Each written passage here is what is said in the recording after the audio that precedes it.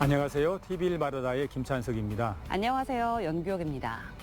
한국언론진흥재단이 발표한 2023 언론 수용자 조사에 따르면 언론 수용자가 뉴스를 소비할 때 가장 많이 사용하는 매체는 텔레비전과 인터넷 포털입니다.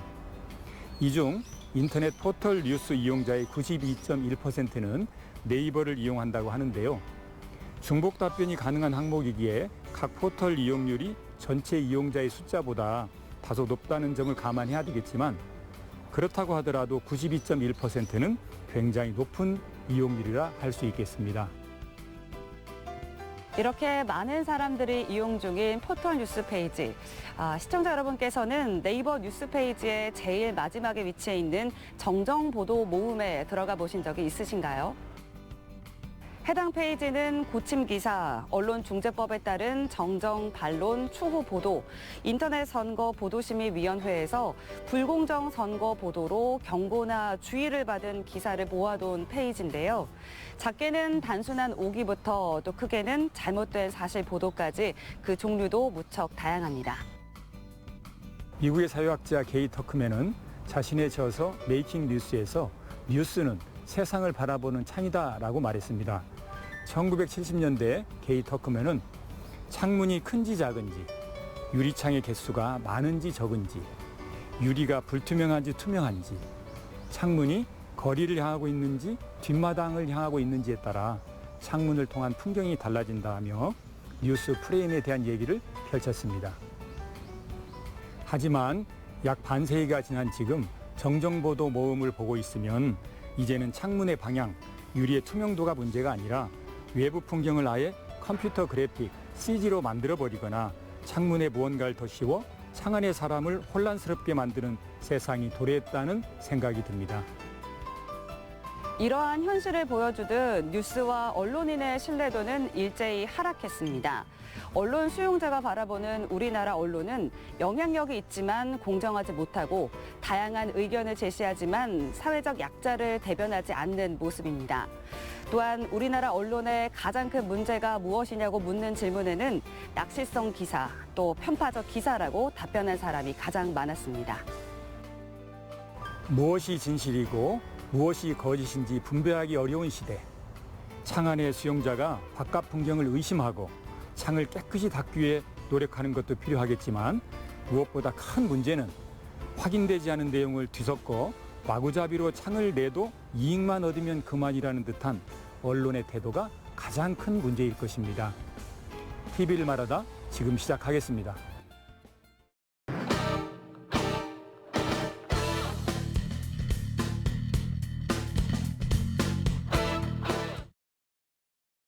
안녕하세요. 한국교통대학교 강승환 교수입니다.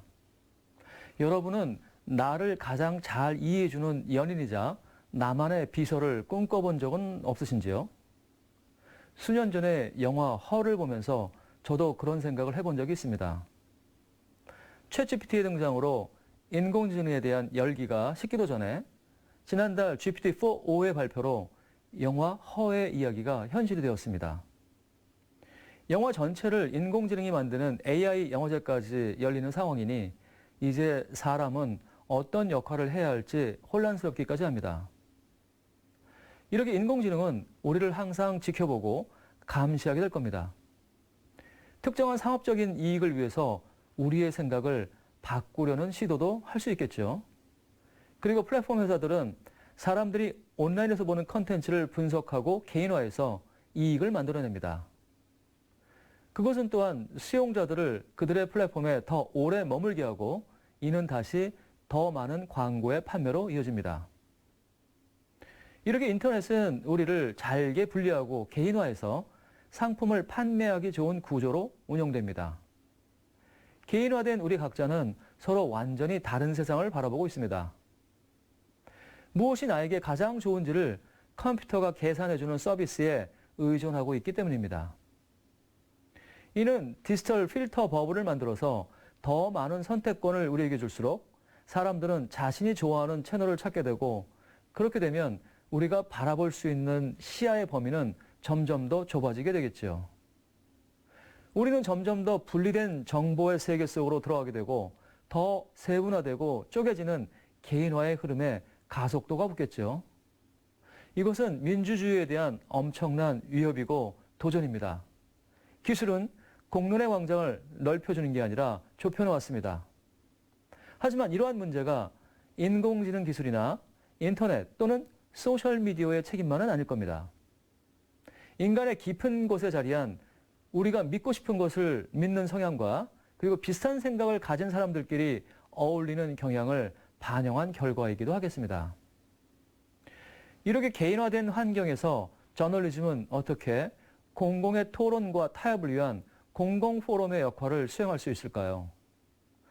저널리즘은 그 태생부터 공공의 관심사를 대화로 풀어내는 역할을 해왔기 때문에 이러한 질문에 답할 수 있어야 한다고 봅니다. 뉴스를 통해서 쉽게 결정 내리기 힘든 공공의 관심사를 시민적 토론의 대상으로 확장시킨 사례를 몇 가지 들어보겠습니다. 지난 5월 1일 업계 최초 격주 4일째 생산성 워라밸 다 잡았다. 보도에서는 올해부터 격주 4일째 근무를 도입한 첫 번째 기업인 한일시멘트 단양공장의 사례를 소개합니다. 청년들이 수도권 근무를 선호하는 분위기에서 워라밸의 가치를 높여서 지역이라는 입지적인 한계를 극복하고 인재를 확보하기 위한 결정이었습니다. 시행 초기에는 업무의 공백이 우려됐지만 긍정적인 효과가 나타나서 직원의 88%가 찬성하는 높은 만족도를 보였습니다. 지역 기업에 대한 청년의 인식에 긍정적인 도움이 되기를 바라며 공공의 관심사를 통해 더 많은 기업이 동참하기를 기대해 봅니다. 다른 어떤 이슈보다도 인간의 성과 관련된 논쟁은 참 풀기 어려운 주제라고 하겠습니다. 지난 5월 8일 성전환 수술 없이 성별 전환 가능, 예규 변화 촉각. 보도에서는 그동안 대법원의 예규에 따라서 성전환 수술 없이 성별 전환을 허용하지 않았지만 최근 청주지법 영동지원에서 이런 예규가 헌법에 위반될 소지가 있다며 트랜스젠더 5명의 성별 전환을 허용하는 판결을 합니다. 20대 A씨의 경우 어려서부터 여성으로서의 정체성이 확고했고 2014년부터 현재까지 여성 호르몬 치료를 받아왔고 대학병원에서 무정자증 진단을 받아서 남성으로서의 생식 기능을 상실하였음에도 불구하고 법원에 정식적으로 성별 정정을 요구하지 못했습니다. 그 이유는 성별 정정 사무처리 지침 제6조에 명시된 성별 정정의 판단 근거로 성전환 수술이라는 외과적 수술이 전제되어야 하는 대법원의 예규 때문이었습니다. 하지만 청주지법 영동지원은 외과적 수술을 강제하는 것은 자기의 신체적 온전성을 침해할 것을 스스로에게 강요하는 것이며 인격권의 하나인 성적 자기결정권과 신체권에 대한 중대한 제한이라는 판단을 합니다. 이제 앞으로 예규의 개정과 더불어서 성별 정정 기준의 변화에 관한 관심을 모을 수 있는 보도라고 하겠습니다. 먹고 사는 문제와 성의 문제와 더불어서 환경 문제 또한 공적인 포럼의 중요한 주제라고 할 수 있는데요. 지난 5월 20일 빗물바지는 바다의 시작, 꽁초 무단 투기 멈추세요 라는 보도에서는 담배꽁초로 인한 해양 미세 플라스틱의 문제를 보도합니다. 빗물바지는 재떨이가 아니라 바로 바다의 시작이라는 캠페인은 그냥 지나치기 쉬운 사소해 보이는 우리의 잘못된 습관을 되돌아보는 계기가 되었습니다. 더불어서 담배꽁초 전용 투표함 등 참신한 아이디어가 돋보이기도 했습니다. 어느 것이 진짜인지 또는 가짜인지에 대한 구분을 넘어서 인간과 인간 아닌 것의 구분조차 모호해지는 요즘, 언론인들은 공공 포럼을 회복하고 발전시킬 수 있는 방법을 더 적극적으로 소개해 주시기를 바랍니다. 그러기 위해서는 시민 모두가 인정할 수 있는 사실들을 먼저 확보해야 하고 사람들이 받아들일 수 있는 방법으로 설명해야 하고요. 그리고 시민들을 분열시키는 것이 아니라 함께 공유하는 것들을 찾아내야 합니다. 그래서 시민적 토론이 가능한 공간을 더 많이 만들어가기를 바랍니다. 오늘은 급속한 개인화의 문제를 극복할 수 있는 공공 포럼으로서의 저널리즘에 대한 중요성과 그 방법에 대해 살펴보았습니다. 다음 시간에도 우리가 꼭 생각해 봐야 하는 주제를 가지고 또 찾아뵙겠습니다. 감사합니다.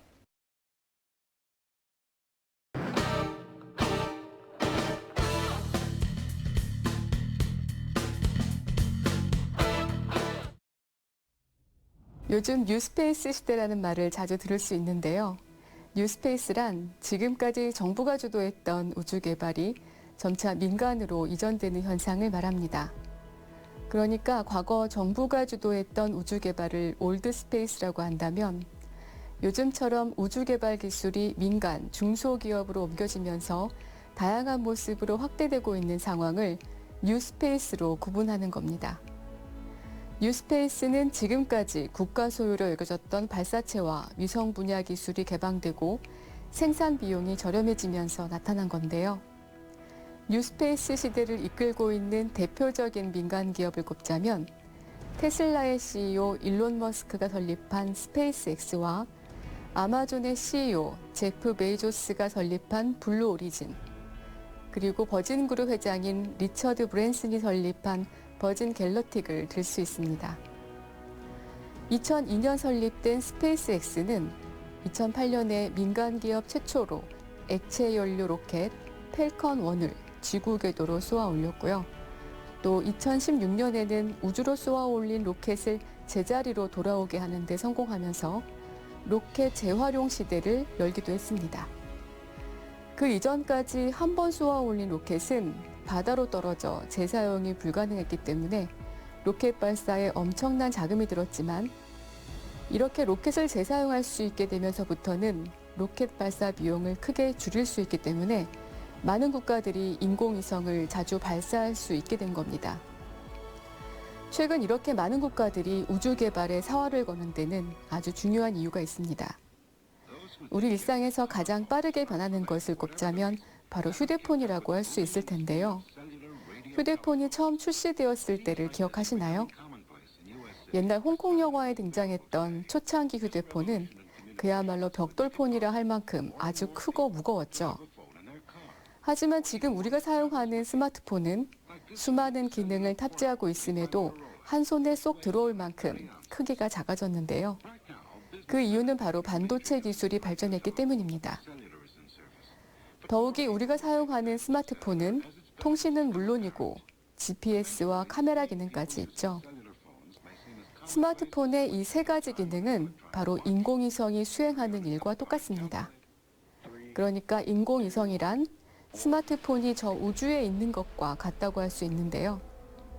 이렇게 작은 크기의 휴대폰에 내장된 고성능 기술이 중요한 이유는 이런 기술이 자동차의 자율주행이나 광통신 등으로 이어지면서 결국 우주와 연결되기 때문입니다. 그러니까 이런 고도의 기술을 가진 민간 기업들이 정부를 대신해 우주 개발에 뛰어들게 된 것은 이제 우리 자신의 전문 분야와 우주에 대한 관심을 연결시키면 그것이 바로 혁신의 기회를 마련할 수 있는 시대가 됐다는 사실을 말해줍니다. 이런 현상을 뉴스페이스 시대라고 부르는 건데요. 그러니까 뉴스페이스 시대는 이제 우리 일상이 우주와 직결되어 있다는 것. 따라서 이제 우주는 저 먼 외계인의 고향이 아니라 우리의 일상과 밀접하게 연결되어 있다는 것을 의미합니다. 요즘 우주와 관계없는 기업들이 우주 개발 사업에 뛰어드는 사례가 증가하는 것도 바로 이런 이유 때문입니다. 더욱이 일론 머스크가 로켓 재사용 기술을 개발하면서 로켓 발사 비용이 저렴해지자 위성을 발사하는 시도도 예전보다 훨씬 많아졌습니다. 재사용 로켓이 많아질수록 거기서 파생되는 효과는 무궁무진할 것으로 전망되고 있는데요. 이런 이유로 많은 국가들이 가성비 좋은 발사체를 보유하려는 노력을 멈추지 않고 있는 겁니다. 또 과거에는 특정 시간, 특정 지역에서만 위성을 볼 수 있었기 때문에 주로 재난이나 재해용만으로 사용했지만 뉴스페이스 시대에는 더 싸게, 더 자주 원하는 날짜에 원하는 궤도로 위성을 발사하게 해달라는 고객들의 요구가 생기게 됩니다. 이런 뉴스페이스 시대에는 특정 시간, 특정 지역이 아니라 수많은 소형 위성들이 실시간으로 전 지구를 관찰할 수 있기 때문에 건설업, 자동차, 선박, 농업과 같은 산업에 위성 정보와 연결된 어플리케이션이 생기게 되는데요. 이 어플리케이션이 돈을 버는 사업이 되기 때문에 이제는 우주도 수익을 창출할 수 있는 서비스 산업이라고 말하는 겁니다. 이런 뉴스페이스 시대가 도래하기까지 과거 우주 개발 역사의 중심에는 미국과 소련의 우주 경쟁이 있었습니다. 지난 5월 26일 방송된 보물지도 우주 이야기에는 이독실 과학 커뮤니케이터가 냉전 시대의 미국과 구소련의 우주 개발 경쟁의 역사에 대해 흥미로운 강연을 해주어 주목을 끌었습니다. 아군과 적군으로 나뉘어 총과 대포, 미사일을 사용하면서 엄청난 화염을 일으키며 피 흘리고 죽어가는 전쟁을 열전이라고 한다면 무기를 사용하지 않는 전쟁을 냉전이라고 하는데요. 1960년대 미국과 소련을 중심으로 한 냉전 체제는 우주 개발을 위한 또 다른 종류의 전쟁이 계속되던 시대였습니다. 2차 대전 중에 미국과 소련은 좀 더 멀리까지 타격할 수 있는 무기를 만들고 있었는데요. 그 기술이 점점 발전해서 서로 다른 대륙까지 쏠 수 있는 미사일, 즉 대륙 간 탄도미사일이 막 개발되었을 때 전쟁이 끝났습니다. 하지만 미국과 소련은 각자 자신의 기술력을 과시하고 싶어 했는데요. 그 기술력이 또 다른 전쟁으로 이어지지 않기 위해 미사일이 아니라 인공위성이라고 공표하게 됩니다. 인공위성을 쏘아 올리는 기술은 미사일을 명중하는 기술과 같은 것이었기 때문인데요. 이 대륙 탄도 미사일 기술을 기반으로 해서 1957년 최초로 인공위성을 쏜 국가는 바로 소련이었습니다. 이 인공위성의 이름이 스푸트니크 1호였는데요. 이것이 바로 인류 최초의 인공위성이었습니다. 이 사건으로 소련이 우주 계획의 승리 타이틀을 쥐게 되자 미국은 큰 충격에 빠졌습니다. 이것을 스푸트니크 충격이라고 하는데요. 이 충격으로 미국에 설립된 것이 바로 미 항공우주국 나사입니다. 나사는 미국 전역에 흩어져 있던 연구기관을 통합한 중앙기관인데요. 여기에 엄청난 인력과 예산을 투자해 우주 경쟁에서 소련에 반격하려고 했습니다. 하지만 인류 최초로 개와 원숭이와 같은 생명체를 태워 우주에 보내고 또 인류 최초로 사람을 태워 우주에 보낸 것과 함께 무인 탐사선을 달에 보내는 일까지 불과 몇 달의 시간차를 두고 소련이 성공하면 미국이 뒤따라가는 일을 반복하게 되었습니다. 이렇게 우주 경쟁에서 모두 인류 최초의 타이틀을 소련에 빼앗긴 미국은 바짝 긴장하지 않을 수 없었죠. 미국 나사는 긴급 회의를 소집해 모든 직원이 매일 야근을 하면서 협력을 도모하게 되는데요. 2016년에 개봉한 영화 히든 피겨스에는 당시 우주 개발 경쟁에서 소련에 뒤처진 미국의 조급함이 잘 그려져 있죠. 이들의 활약이 1969년 세계 최초로 달 착륙에 성공한 미국의 우주 개발 기반이 되는데요. 이때 미국이 역전 기회를 노린 것이 바로 아폴로 계획이었습니다. 1961년 케네디 대통령이 사람을 달에 착륙시킨 뒤 지구로 무사히 귀환하게 하겠다고 선언한 지 8년 후인 1969년 미국이 인류 최초로 아폴로 11호를 달에 착륙시키면서 지구가 아닌 천체의 첫 발자국을 남기게 됩니다. 이때 미국의 우주 비행사 닐 암스트롱이 이것은 한 인간에게는 작은 걸음이지만 인류에게는 위대한 도약이다라는 유명한 말을 남기기도 했죠. 미국의 아폴로 계획과 소련의 무인 달 탐사 계획이 동시에 진행되었지만 이때만큼은 미국이 소련을 역전하는 데 성공하게 됩니다. 이렇게 냉전 시기는 인류 역사상 가장 찬란한 우주 개발을 이뤄내면서 현재의 뉴스페이스 시대의 기반이 되었습니다. 지난해 5월 실용위성인 누리호 3차를 발사하면서 한국도 근지구 공간 진출이 가능해졌는데요. 2032년에 달 착륙과 함께 2045년 화성의 태극기를 꽂기 위한 스페이스 광개토 프로젝트를 추진하면서 글로벌 5대 우주 강국으로 도약할 수 있는 우주경제 로드맵을 실현하겠다는 목표를 세운 우주항공청의 기대가 모아지고 있는 것은 바로 이런 배경 때문입니다. 냉전 시기 미국과 소련의 국가 주도 우주 개발 경쟁이 민간 주도의 우주 산업 개발로 엄청난 수익을 창출할 수 있다는 뉴 스페이스 시대는 앞으로 우리 일상을 크게 바꿔놓을 것으로 전망되고 있는데요. 보물지도 우주 이야기는 그저 SF의 소재일 뿐 그동안 우리 일상과 그다지 상관없어 보였던 우주에 대한 새로운 인식과 관심이 필요한 이유를 살펴보기에 적절한 문제의식을 보여주었습니다.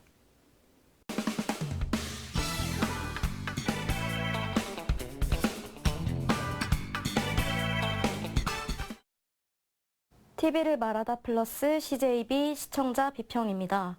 안녕하세요. 저는 충북 시청자 미디어 센터 시민 비평단의 강원유입니다. 오늘은 5월 23일에 방영된 CJB 8시 뉴스에 청년 창업 돕는다 청년 창업파크 스파크 착공 기사를 살펴보려고 합니다.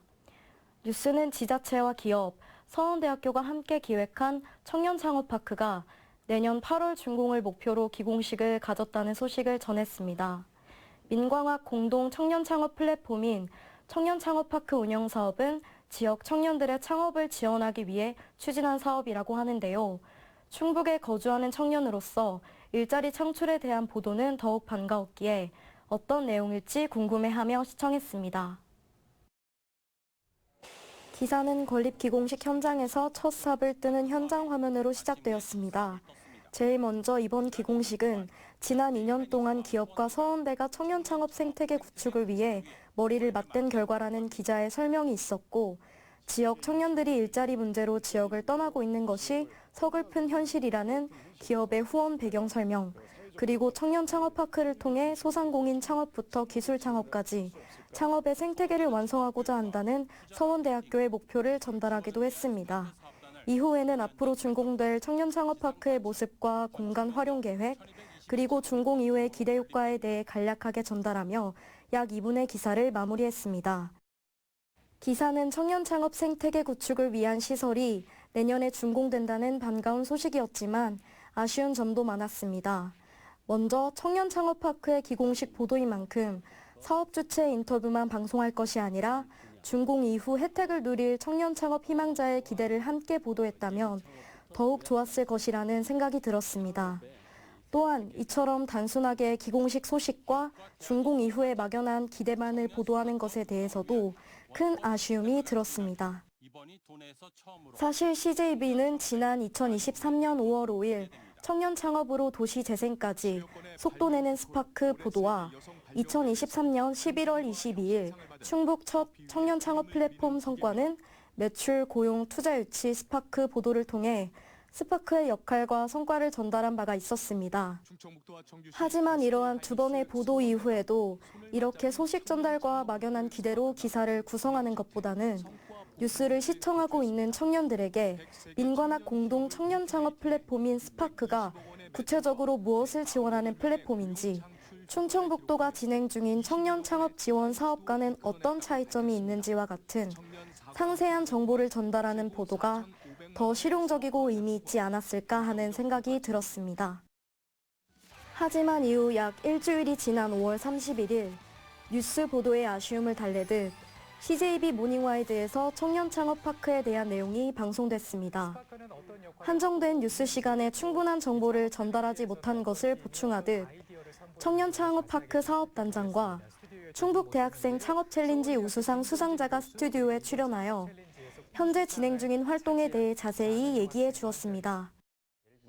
그리고 앞으로 10월에 있을 예정인 청년 창업 파크 성과 공유회에서 우수팀으로 선발된 팀에게는 청년 창업 파크 완공 이후 입주 공간 지원 및 후속 창업 사업 지원도 이루어질 것이라는 실질적인 계획과 함께 기술 벤처, 사회적 기업, 소상공인까지 모든 창업 분야를 지원하는 창업 플랫폼이 되겠다는 포부도 다시 한번 전달해 주었습니다. 청년 창업 파크는 기업과 대학, 지자체가 손을 맞잡고 청년 스타트업 육성을 위해 기획한 사업입니다. 이번 CJB 8시 뉴스와 CJB 모닝와이드 방송을 계기로 CJB 청주 방송이 앞으로도 지역 경제 활성화를 위한 보도를 더 적극적으로 방송해 줄 것을 기대해 봅니다. 6월은 호국 보훈의 달입니다.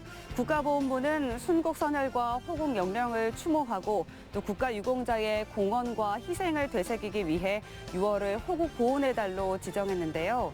하지만 정작 우리는 바쁜 일상 속에서 순국 선열과 호국 영령에 대한 감사함을 잊고 지내는 건 아닐까 싶습니다. 6월 25일은 6.25 전쟁 74주년 기념일입니다. 나라를 위해 희생한 순국 선열과 호국 영령, 지금까지도 가족의 품으로 돌아오지 못한 많은 참전 유공자들에 대한 감사를 가슴 깊이 새기는 6월이 되면 좋겠습니다. 6월 TV를 말하다는 여기까지입니다. 7월 세 번째 토요일에 찾아뵙도록 하겠습니다. 시청해주신 여러분 고맙습니다.